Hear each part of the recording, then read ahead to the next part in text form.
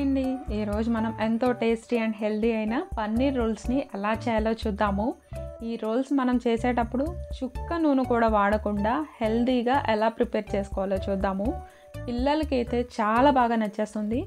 1-2 అడిగి మరీ ఎక్స్ట్రానే తింటారు. ఇంత టేస్టీ అయిన ఈ రోల్స్ని ఎలా చేయాలో ఒకసారి మనం చూసేద్దాం. ముందుగా ఇలా ఒక బౌల్ తీసుకొని అందులోకి 1 స్పూన్ ధనియాల పొడి, 1 spoon pav bhaji masala powder, pav bhaji masala powder availability లేకపోతే కనుక గరం మసాలా అయినా వేసేసుకోవచ్చు, 1 స్పూన్ కారం, 1 స్పూన్ ఉప్పు, కొద్దిగా పసుపు, 1 స్పూన్ అల్లం వెల్లుల్లిపాయ పేస్ట్, 1/2 కప్ కర్డ్ వేసుకోవాలి. మసాలాలన్నీ ఇలా పెరుగుకు పట్టేలాగా ఇలా బాగా మిక్స్ చేసేసుకోవాలి. ఇప్పుడు ఈ మసాలాలోకి ఇలా కట్ చేసి పెట్టుకున్న పన్నీర్ ముక్కల్ని యాడ్ చేసేసుకోవాలి. పన్నీర్ని మీకు నచ్చిన సైజులో కట్ చేసేసుకోవచ్చు. ఇలా పన్నీర్ ముక్కలన్నీ వేసేసుకోవాలి.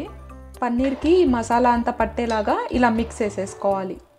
ఇలా మిక్స్ చేసుకున్న ఈ పన్నీర్ మిశ్రమాన్ని ఒక 5 మినిట్స్ పాటు మనము నానపెట్టేసుకోవాలి. పన్నీర్ మనకి నానేలోపు ఇలా ఒక బౌల్ తీసుకొని అందులోకి 1 కప్పు వరకు గోధుమ పిండి తీసుకోవాలి. ఇందులోకి ఒక చిన్న ముక్కంతా బటర్ కూడా వేసుకోవాలి.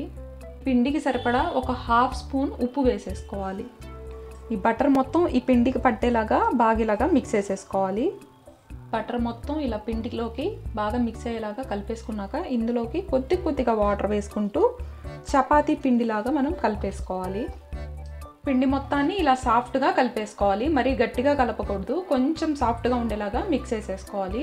ఇప్పుడు మనకి ఈ పిండి నానేలోపు ఇందులోకి స్టఫ్ చేసుకోవడానికి కర్రీని ప్రిపేర్ చేసేసుకుందాము. ఇప్పుడు స్టవ్ మీద ఇలా ఒక ప్యాన్ పెట్టుకొని అందులోకి మనం మ్యాగ్నేట్ చేసి పెట్టుకున్నాం కదా పన్నీర్ని ఇందులోకి వేసేసుకోవాలి. ఒక్కసారి ఇలాగా స్ప్రెడ్ చేసేసుకోవాలి. కొంచెం కూడా ఆయిల్ వేయట్లేదండి, ఆయిల్ లేకుండానే ఈ కర్రీని మనం ప్రిపేర్ చేసేసుకోవచ్చు. ఇప్పుడు ఇందులోకి ఇలా సన్నగా కట్ చేసి పెట్టుకున్నాం కదా ఇలా ఉల్లిపాయ ముక్కల్ని ఇందులోకి వేసేసుకోవాలి.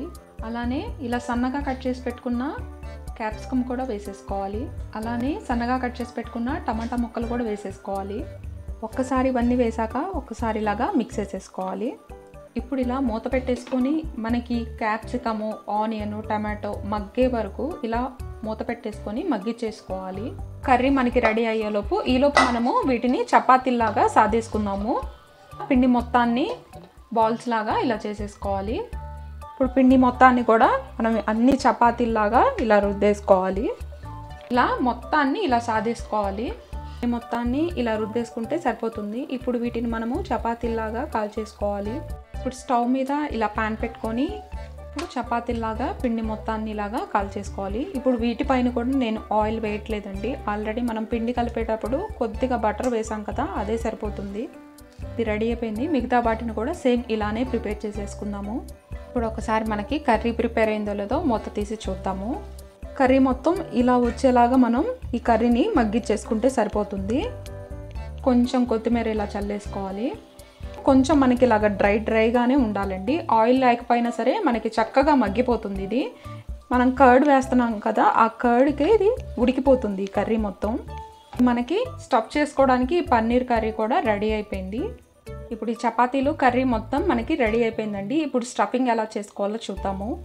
ఈ చపాతీలోకి మనం ప్రిపేర్ చేసి పెట్టుకున్నాం కదా ఆ కర్రీని ఇలా వేసేసుకోవాలి.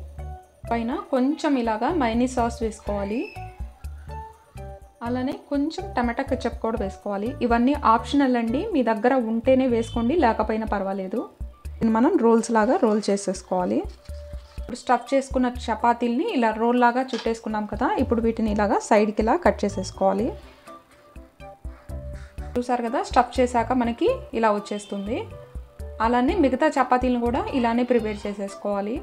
అలా తక్కువ నూనెతో ఇలా ప్రిపేర్ చేసేసుకోవచ్చండి. టేస్ట్ మాత్రం చాలా బాగుంటాయి.